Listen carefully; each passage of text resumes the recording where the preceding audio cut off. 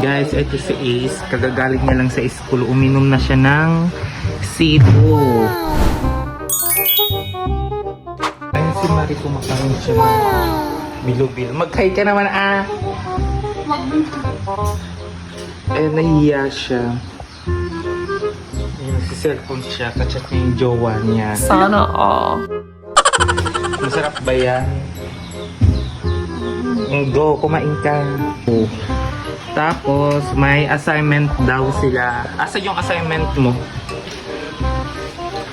Ilalabas niya. Ito yung bag niya, guys. Yan yung bag ni Ace. Anong assignment nyo? Ba't ganyan?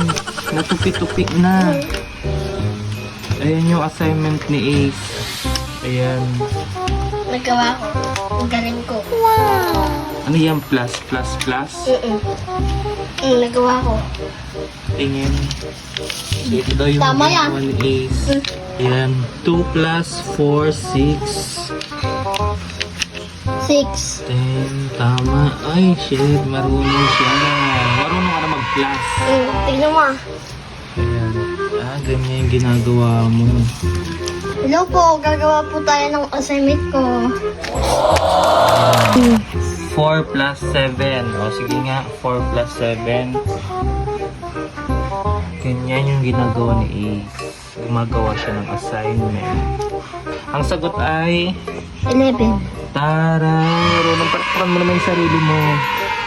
Ayan, umiinom na naman si Ace. Tapos kukuha daw siya ng pagkain niya sa kusina. So titignan natin kung ano yung kukunin niya sa kusina. Nagugutom siya kasi galing siya sa school. Ito yung laman ng bag niya, guys.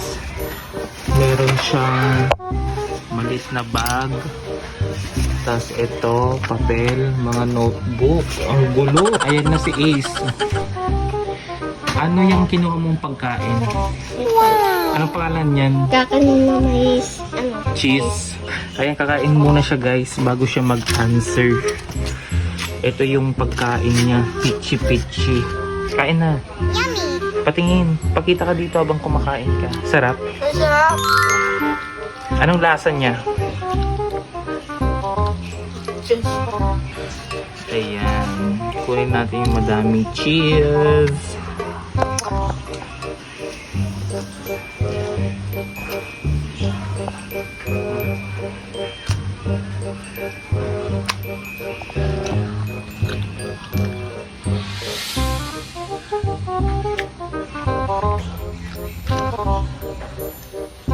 Gutom na gutom siya galing sa school.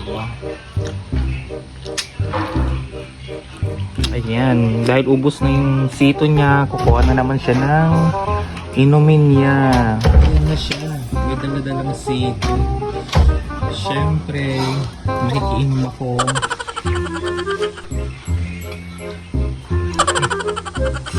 Walang laman.